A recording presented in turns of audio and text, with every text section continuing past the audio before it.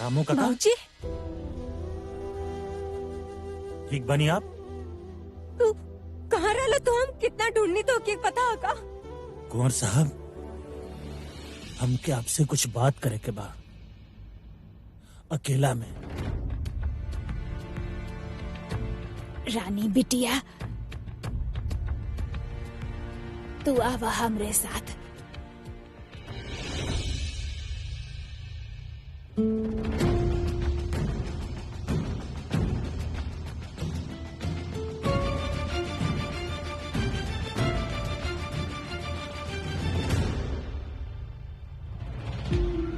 रानी बिटिया, तू ही तो कहत रहलू ना कि दामाद बाबू बहुत अच्छा बाड़े, तारा पे कौनो रोक टोक ना करेले, तारा के अपना मन के बात कहे के पूरा आजादी बा। तू ही कहत रहलू ना। गलत रहनी हम, बहुत गलत रहनी। कबो कबो इंसान गलत ना हो खेला, हालात गलत बन जावेला। तू अपन मन के बात खुल के काहे ना करत बाड़ू, तो हर मन हल्का हो जाई बिटिया। और उनकर दर्द बांट, कौनो न कौनो बीच के रास्ता जरूर निकल आई। अब बहुत देर हो चुकल है दादी अम्मा, और उनका ना सुन सके नहीं हम। इससे ज्यादा अगर हम सुने गनी तो फिर पूरा तरह से टूट जाए। उनके हमार को ना फिक्र नहीं के, उनके अंदर तो इतना गुस्सा भरल पड़ल है कि ओके आग में वो हमके जलावे जा रहल बड़न, बिना हमार कोनो गलती के। ऐसे न होखेला का पति पत्नी के रिश्ता? जब मन में आए सुना देनी, चिल्ला देनी, शक कर लेनी, इल्जाम लगा देनी, न जाने का बोल दे बेलन। उनकर एक गलत फहमी के चक्कर में वो न जाने का हरकत कर बैठला ना, हम बता भी न सके नहीं हुआ के। पहले तो हम दुखी होके आंसू बहावत रहनी, लेकिन अब हमके बहुत गुस्सा आवेला, नाराजगी हमरे अंदर। नाराज बानी कहे कि रानी हमसे झूठ बोल ली काका। आप तो हमके बचपन से जानत बानी, आप जानत बानी कितना अकेले रहल बानी हम। आप सही कह रहल बानी कुंवर साहब, हम आपके बचपन से अच्छा से पहचानत बानी। बाकी ये सुन के दुख भइल कि आप हमार बिटिया के अच्छा से ना पहचान पैनी।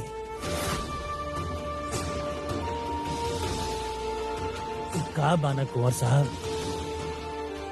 रिश्ता में जब दरार आ जाए ना, तब बैठ के बात करके गलतफहमी के सुलझा के ओके ठीक करे के चाहिए, ना कि दूरी बना के ओकर बिगड़े के इंतजार। एक बार उससे बात करके तो देखी। बात करे खातिर कुछ न बचला। जितना गुस्सा हमरे अंदर, उतना ही तकलीफ। उनकरो भद्दा सवाल अभी भी हमारे कान में गूंज रहा। बीच रात से जगा देवेला हमके, और जब वो हमरे सामने आ जाएला ना, तो हमके वो पल याद आ जाएला जब वो हमरा पर, दादी अम्मा आपकी रानी पर शक कैलन। हम कबो कुछ ऐसा कर ही ना सके, फिर भी हमरा पर शक कैलन। गलत कैलन। बचपन से हमके बाबूजी पाले रहला ना, तो हमके लगत रहे कि सब आदमी उनकरे तरह होखेन। सुनिए, समझिए, इज्जत दी है, भरोसा करिए। लेकिन आपके और बिरजू के बीच में क्या रिश्ता बा? प्लीज हमके बता दी कि आप दोनों के बीच में बस दोस्ती बा और कुछ नहीं है। अगर हमेशा से ही बिरजू से शादी करे रहल आपके, तो एक बार हमसे करके देखती, हम खुद आपके रास्ते से हट जाती। रानी ऐसे छुप के छुपा के चोर के जैसे बिहेव करके क्या जरूरत रहा? इतने साल में जे आत्मसम्मान हम जुटाइले रहनी अपन नजर में हूँ, सब हिला के रख देनी। डॉक्टर साहब, सब हिला के रख देनी। बिल्कुल सही ना कैले नु। उनकर गुस्सा सहनिया, पलट के जवाब भी देनी है, अगर उनके एक घटिया सवाल के जवाब देवे के पड़े ना तो बेकार के रिश्ता है हमार। और खिलौना है उनका ही सवाल। सवाल कहनी तो का गलत कहनी काका? सब कुछ ठीक करके चाहत रहनी, ऐसी कहनी ना।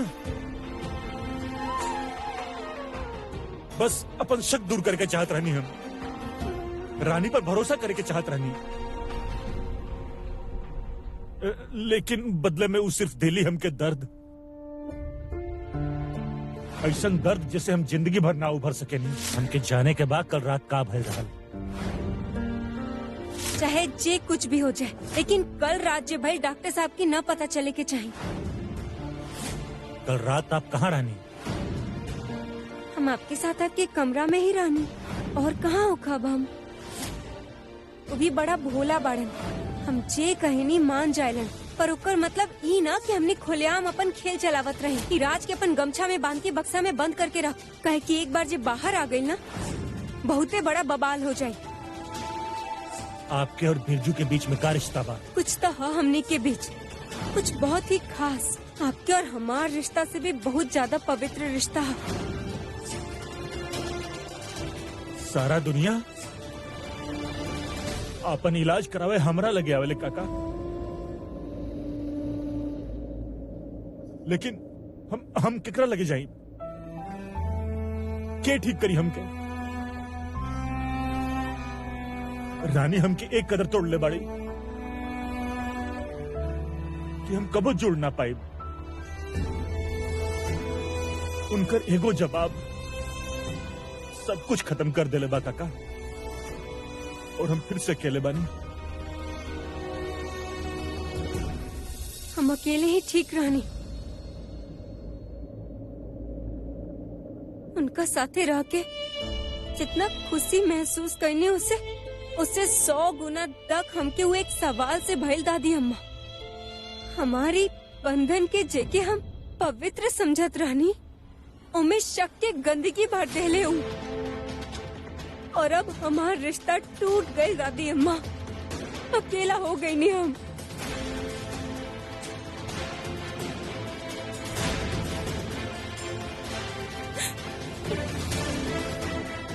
जिंदगी भर हमार हाथ थामे के वचन देले रहनी हूँ, और वो हमार चरित्र पर उंगली उठाई ले। ना भूल सके नहीं हम दादी अम्मा। एक बार जब कोनो रिश्ता में भरोसा टूट जाएला ना, तो रिश्ता खोखला हो जाएला, और हमके ना चाहिए ऐसा खोखला रिश्ता। अगर रिश्ता ना चाहत रहे तो एक बार हमसे कहती, हम खुद पीछे हट देती काका। लेकिन वो हमके धोखा में रख ली, आपके हमके सबके। हम दिन रात ये सोचते रहे नहीं कि आखिर का है, का चाहत रहे उनके। ऐश और आराम की जिंदगी, बड़ा घर, नया कपड़ा, लंबा गाड़ी, पैसा, का चाहत रहे उनके काका। जिंदगी में आगे बढ़े के दुगो रास्ता हो खेला काका, एगो मेहनत के और एगो दूसरा के मेहनत पर फायदा उठावे के। और रानी हमारा फायदा उठौले बड़ी। बस कुंवर साहब,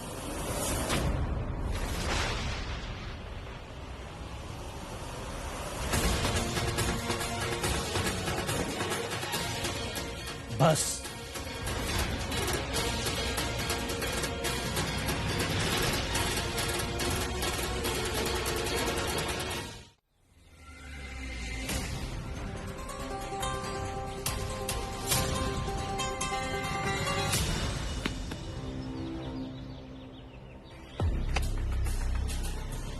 महालक्ष्मी तू आ गई। अगर महालक्ष्मी के आशीर्वाद ऐसे ही लगातार चाहिए तो ध्यान रहे, जैसा न कहा तनी वैसा ने होके के चाहिए। जाके अपन बॉस के भी बता दिया कि रामू और ओकर बेटी कोर्ट के इतना चक्कर लगाई लोग कि वो लोग के सारा उम्र ढल जाई, लेकिन जमीन वो लोग के हाथ में ना आई। जी मालिक।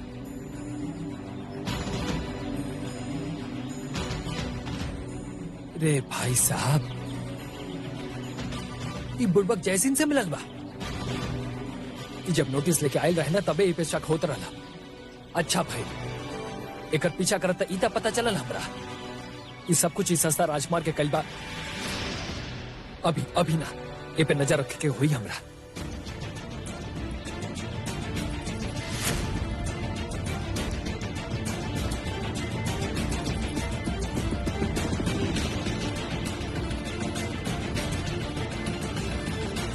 उम्र में छोट बानी आप हमसे, फिर भी हम आपके उतने इज्जत कैले बानी जितना रानी साहब, राजमाता और हुकुम के। हम यहाँ अपन बिटिया और आपके बीच के गलती के सुलझावे आइल बानी। एकर मतलब ई नहीं खे कि हम हमार बिटिया के बारे में ऊ सब सुन लेब जौन सरासर गलत बा। कुंवर साहब,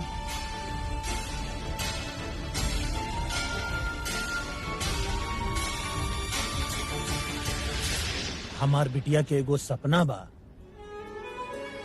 और उके पूरा करे में वो खुद सक्षम बिया। हम बहुत बड़ा उम्मीद बदले बानी अपन बिटिया से, लेकिन वो उम्मीद पर खरा उतरे खातिर हमार बिटिया के राजावत परिवार के नाम के जरूरत नहीं थे। कुंवर साहब,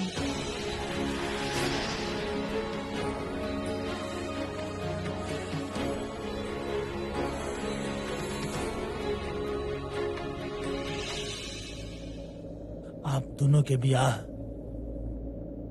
ऐसा हालात में भइल रहल कि हमके लागल कि ई सब तो माता रानी के मर्जी बा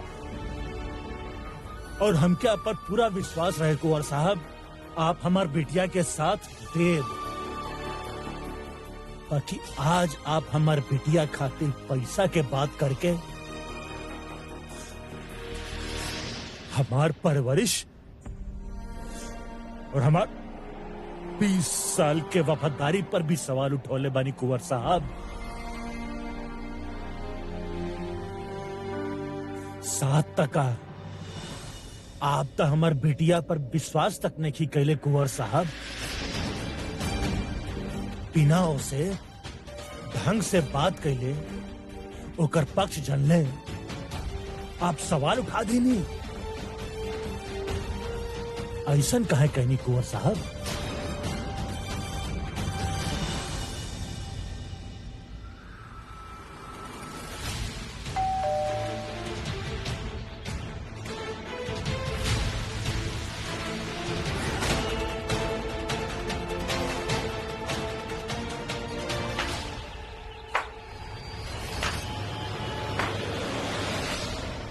कुत्ता के तुम कभी भी सीधा ना हुई ना।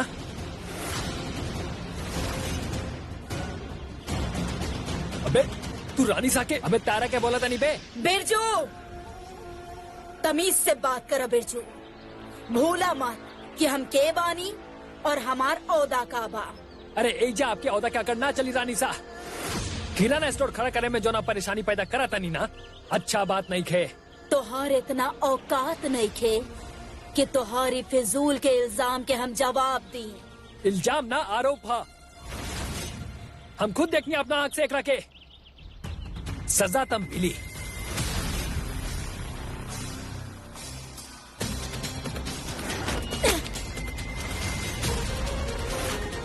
तोहार इतना मजाल। आप जैसे लोग के समझाई खातिर हमरा यह तरीका अपना के पड़ेला। ये चेतावनी रहल, पहला और आखिरी।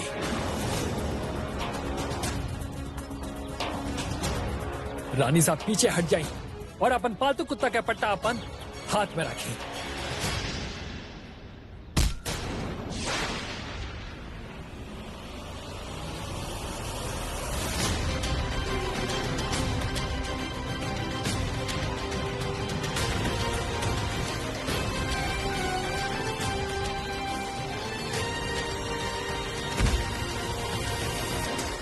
हम चेतावनी ना देता नहीं, सीधा वार करे नी।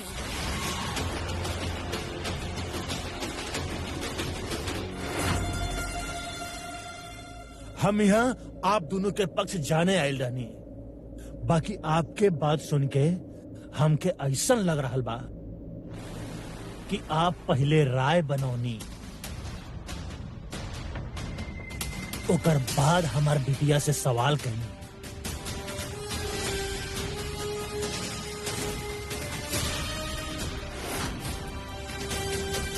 अगर पहले सवाल करती और बाद में राय बनती तो आज तस्वीर कुछ अलग होखत।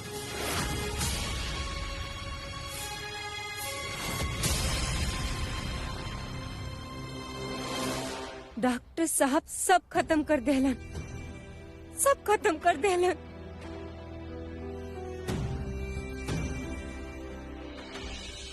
हमार बेटिया पर इल्जाम लगावे से पहले आपके एक बार दिमाग से सोच लेवे के चाहत रहल, उससे बात कर लेती तो ये सब कुछ ना होखत। पर अब सब कुछ जब हो ही गई बता, हमरा लगे बस एक ही चीज बचल बा आपसे कहे खातिर कुंवर साहब।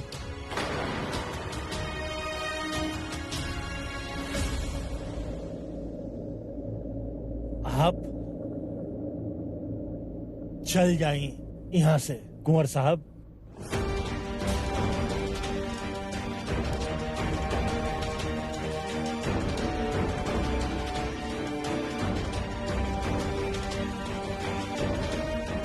रामू काका आप ही? ये आपके रामू काका ना रानी के पिता बोल रहा बड़े।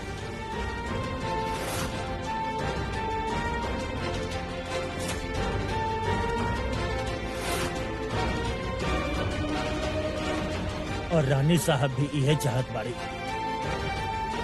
कि जल्दी से जल्दी वो आपके लेके बलिया से चल जाए।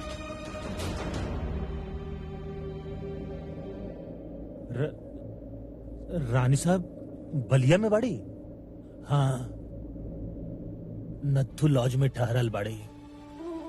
आपके और छोटका कुंवर साहब के इंतजार कर रहल बाड़ी। अब हम सबके भलाई यही में बाकी आप दोनों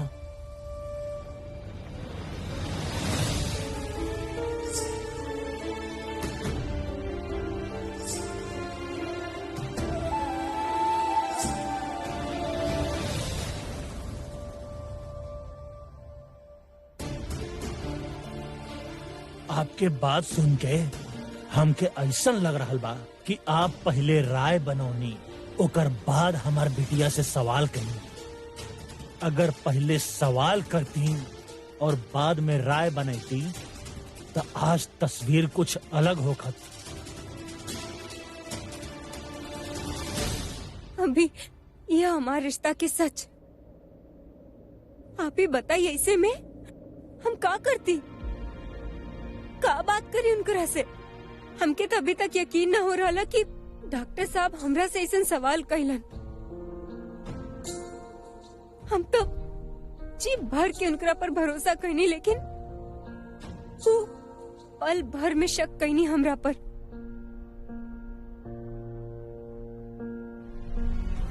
हम खुद के समझा चुकल बानी, अब आप भी अपन मन के मना ली। शायद जे हो रहा है सही हो रहा है।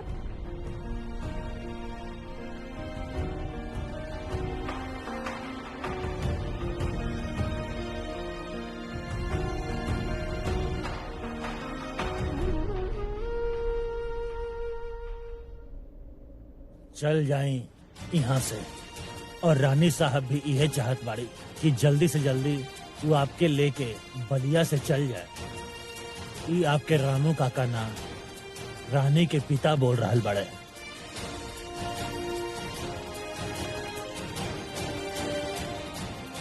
यहाँ से चले के वक्त आ गइल बा कियारा।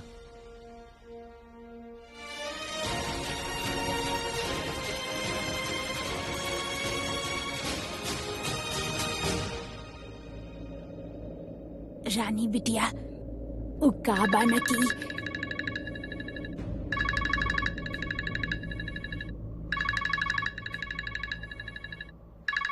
अरे जी हेलो। अब हाँ, हमके कॉलेज से यही खबर मिलल रहे कि प्रोजेक्ट बनावे के यहाँ पर ओके बाद और कुछ बतैले ना। हाँ, जैसे हमके टॉपिक मिली हम अच्छे से प्रोजेक्ट बना दे। प्रोजेक्ट मेल करके हुई आपके लिए इंटरनेट पाना। अब ना असल में ओ हम गांव में बानी ना ता सुविधा नहीं के। अब पर कोनो दिक्कत ना, हम कोनो इंतजाम कर ले और बढ़िया से प्रोजेक्ट बना के भेज दे। जी थैंक यू सर जी, थैंक यू। अगर हमेशा से ही बिरजू से शादी करे के रहे आपके तो एक बार हमसे कह के देख तू, हम खुद तोहर रास्ता से हट जाती रानी। चोर जिसन बिहेव करके क्या जरूरत रहा।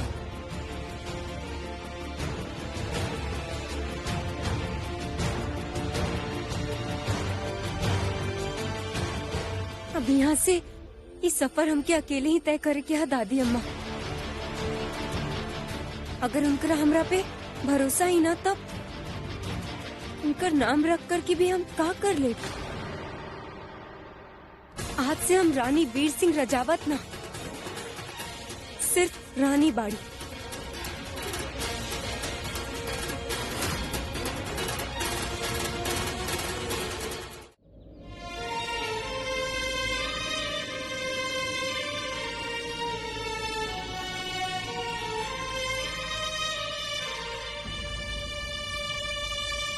काहे खुद कितना तकलीफ दे रहल बानी ब्रो? काहे अपना आप कितना अकेला कर ले बनी आप? बचपन से आप माँ के प्यार खातिर तरसत रहनी, पर वो आपके ना मिलल। हम हमेशा सोचते रहनी कि अरे आप कितना अच्छा इंसान बनी, आपके तो सब मिले के चाहिए। जौन प्यार आप जिंदगी भर ढूंढत रहनी वो मिले के चाहिए, पर वो ना मिलल। पर जब वो प्यार किस्मत खुद आपके सामने लेके आई तो आज अपन मुंह फिर लेनी ब्रो। काहे?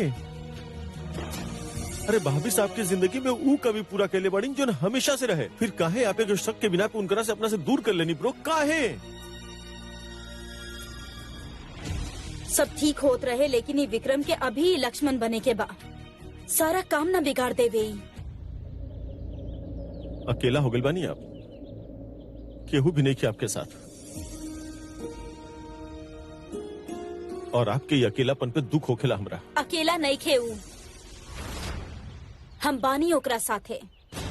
इतना बड़ बड़ बात करेला, लेकिन सच में भाई के फिकर रहत ना तो ओकरा साथ खड़ा रहता, ना कि ओकरा और बुरा फील करेता। ब्रो के फिकर बा, यही से कह रहल बानी सब। फिकर बाना तो साबित करके दिखावा। तू भी चला हमने के साथे। तोहरा से तो बात कैली बेकार बा। फाइन, तो फिर हम रानी सा से कह दे कि तू आपन ना रानी के परिवार के चुल्ले बड़ा, और तू कबो वापस ना आवे वाला।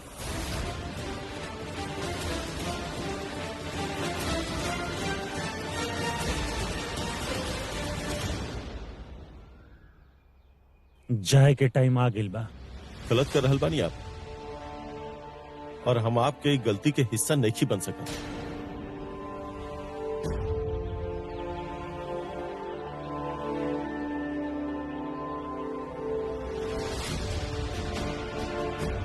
चली वीर।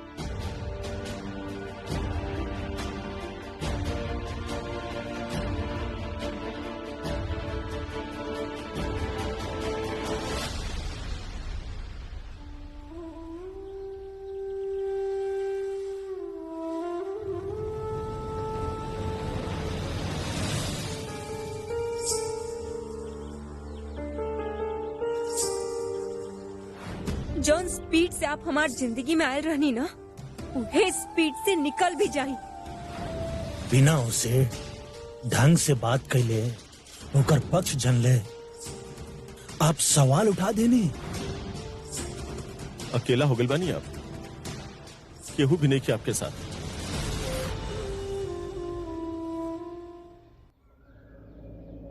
का भइल वीर, कुछ छूट गइल का?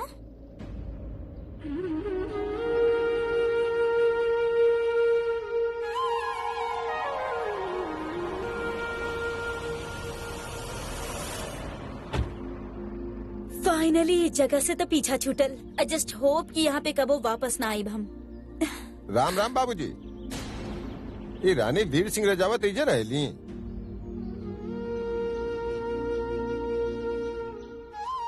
अब आप हमार पत्नी बानी ना, तो अपन नाम जहां भी लिखब रानी वीर सिंह राजावत जी कहीं। उनकर चिट्ठी आयल बा, चलो तानी। कॉलेज की चिट्ठी?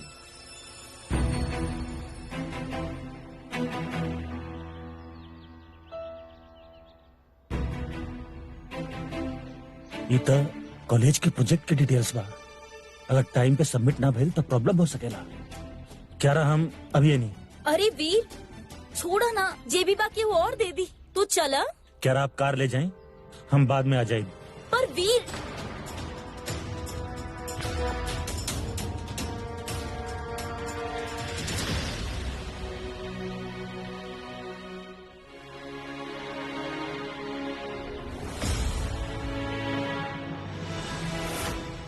सामान ले तलिनी, बाकी अब रानी के दी कैसे? जौन स्पीड से आप हमारी जिंदगी में आयल रहनी ना, उहे स्पीड से निकल भी जाई। उम्मीद पर खरा उतरे खातिर हमार बिटिया के राजावत परिवार के नाम के जरूरत नहीं खे। चल जाई यहाँ से कुंवर साहब। अरे डॉक्टर साहब, आप यहाँ काय खड़ा बानी? चली अंदर चली। ई अपन बहन के दे दिया, उनकर कॉलेज के प्रोजेक्ट के सामान बा, जरूरी बा। जरूरी बा तो हम अभी ये दे के आवता नहीं। अब पिंकू उनकी कीमत बताई है कि हम देवे आयल रहनी। बस यह कह दिया कि कॉलेज वाला भेजले बड़े।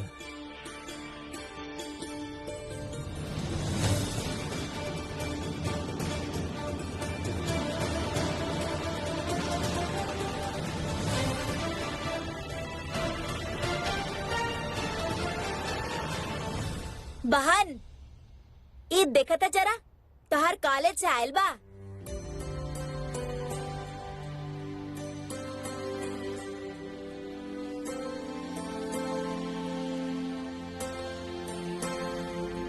वैसे एमे का बा बहन? ये तो हमार प्रोजेक्ट के सामान है सब।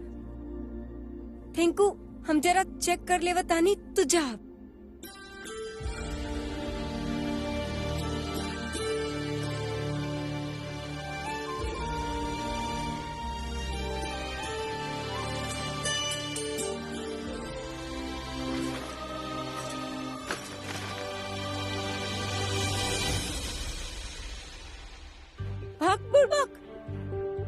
लेजर म्यूजिक सिस्टम पे प्रोजेक्ट बनावे क्या? वो भी 2 दिन में?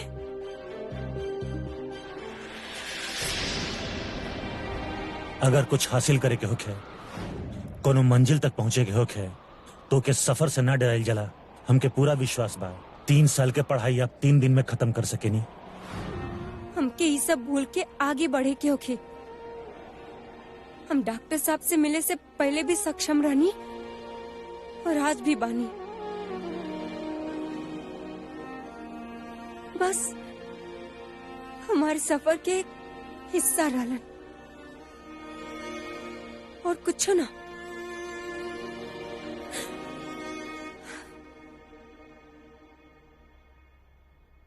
अब हमार मंजिल कुछ और है। हम घबराइब ना, हम अपन मंजिल जरूर हासिल करब। ये सब कुछ हमरा से जरूर हो पाई। पर सच में हो पाई ना? ऐसन कौनो सवाल नहीं खे जेकर जवाब हमार बिटिया से ना हो पाए।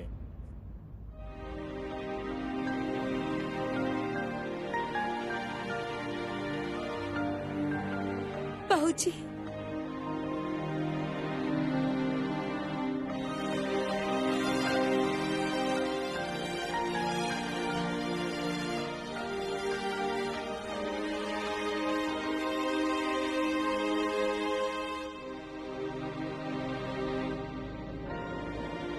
रोला बिटिया,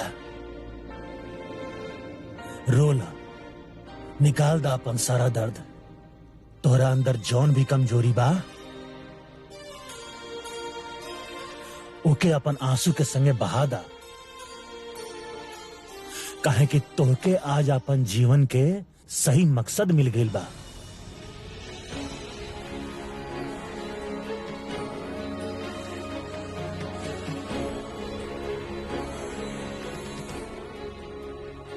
लेकिन एगो बात हमेशा याद रखिया, चाहे कि होखे ना होखे, बाकी ई तोहर बाप हमेशा तोहरा संगे बा, रहल और मरते दम तक रही।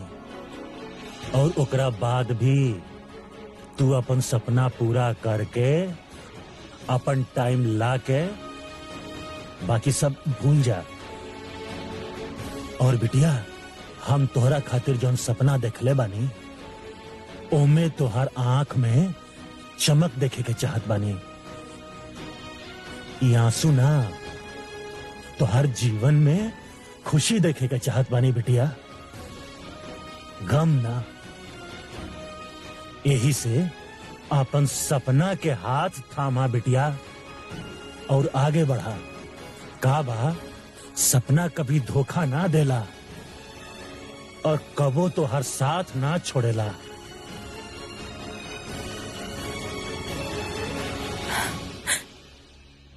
हाँ बाबूजी, रउआ सही कहा तानी, हम पूरा मेहनत करब। एक चौचक इंजीनियर बनब। और तू देखिया, घर से सर ऊंचा कर देब हम तोहार। रमाधीर किराना स्टोर के दुकानवा पे अपन गद्दी पे तू बैठबा और हम अपन ऑफिस में। अब से हम अपन सपना पर और अपन परिवार पर ही ध्यान दे। हमने दोनों बाप बेटी मिलके इस दुनिया पर भौकाल मचा दे। का दे रहल बानी हम। बस एक ठो और बात याद आ गई हमके। बोला। मेहनत करे वाला के कबो हार ना होखेला। आंसू के समंदर में जिंदगी के नैया पार ना होखेला। अब न रोईब हम और न ही घबराईब। लक्ष्य के दिमाग में रख के नजर ओकरा पे गड़ाईब। यदि कमजोर पड़ल हमारी इरादा तो अपन दहिना हाथ के 45 डिग्री के एंगल बना के अपन दिल पे रख के अपना टीम जरूर लेके आई।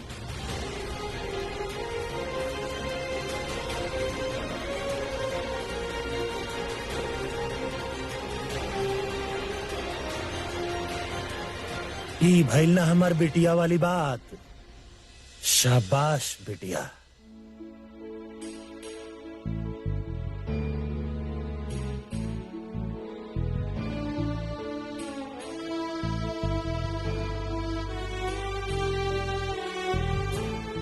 हमार प्यारी रानी, चला हम तोहरा खातिर हल्दी वाला दूध भजौत बनी। हाँ, तू अपन काम शुरू करा।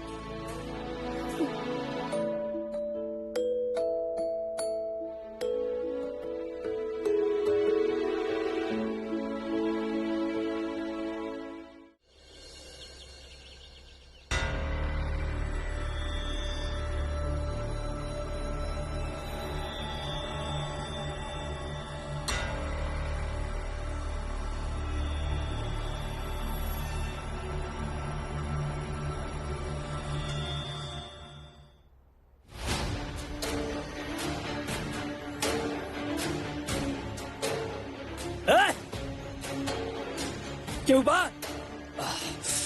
के बांधल हमरा के सामने आवा।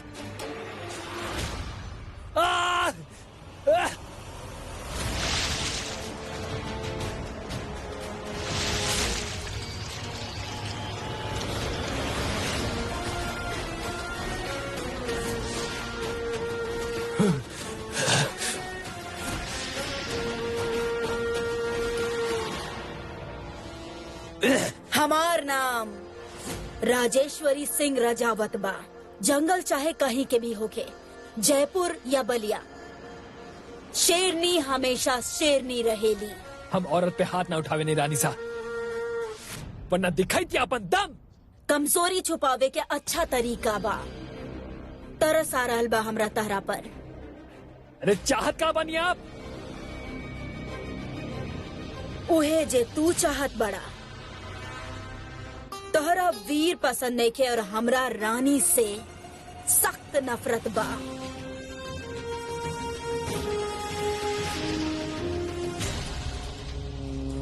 हम दोनों ही ना चाहतानी कि वो दोनों एक दूसरा के साथ ही रहे।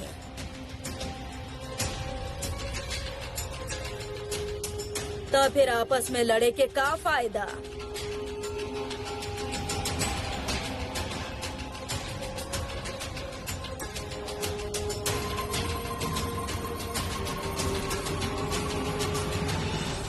तोहार औकात तो नहीं थे, बाकी अपन मकसद के पूरा करे खातिर हम तोहरा से हाथ मिलावे खातिर तैयार बानी। जे हम कह रहल बानी ओ में तोहार भी फायदा बा।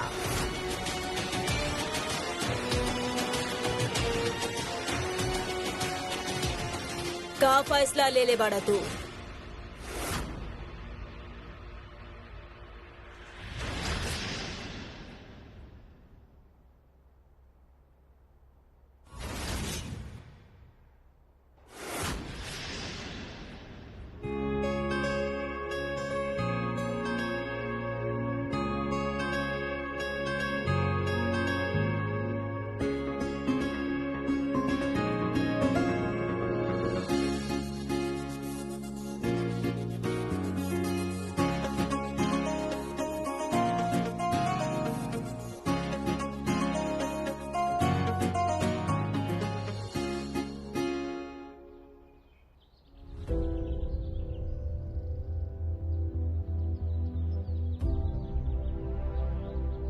ये लेजर लाइट तो हमरे लगे रह गई। एकरा बिना रानी के प्रोजेक्ट ना बनी। ये तो उनके देवही के होखे, कैसे जाई?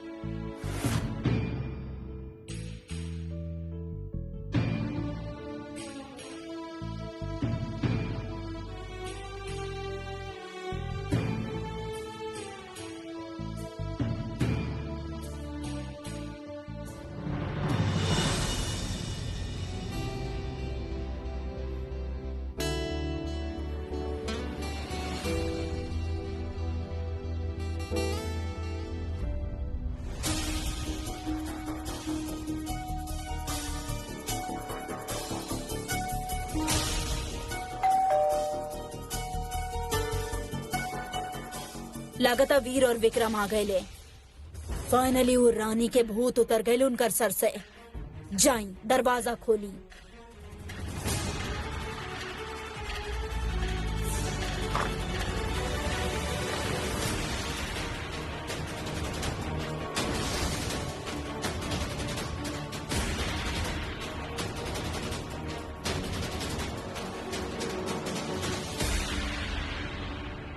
वीर और विक्रम कहाँ बाड़े?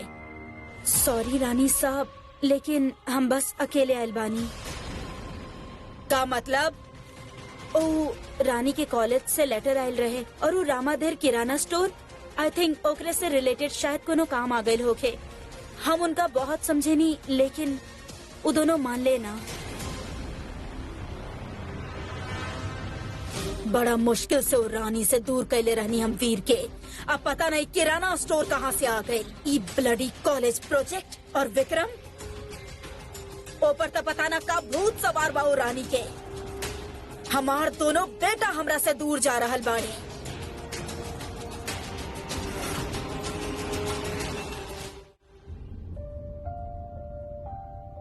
अरे एक तो लेजर लाइट होके के चाह रहे,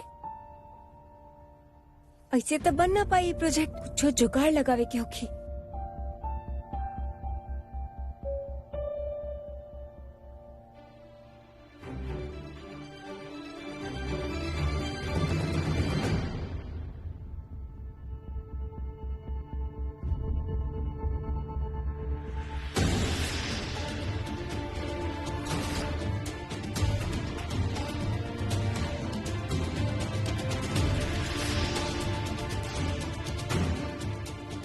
नारानी,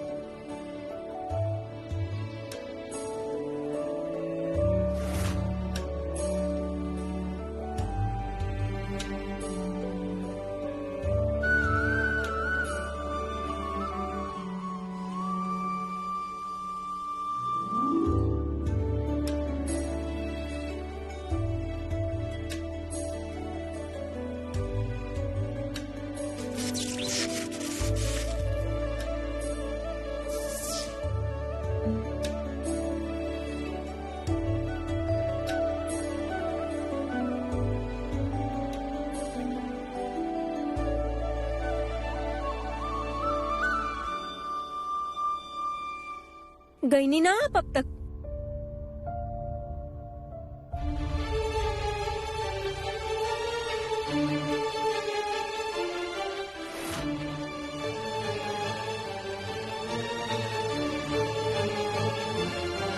हे माता रानी,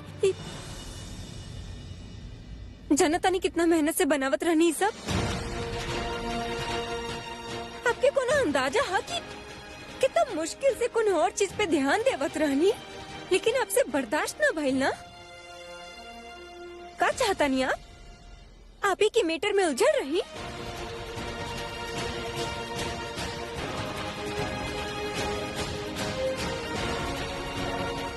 खुश ना रही जिंदगी में, आगे ना बढ़ी, हमार पढ़ाई में बाधा डालता नहीं आप? का समझे का आपने? आप क्या आप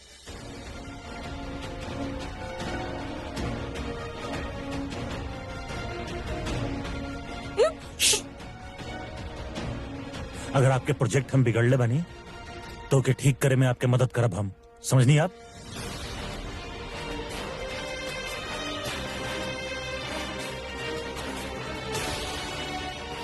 आप यहाँ से चल जाई, वही सबसे बड़ मदद होगी हमरा खातिर।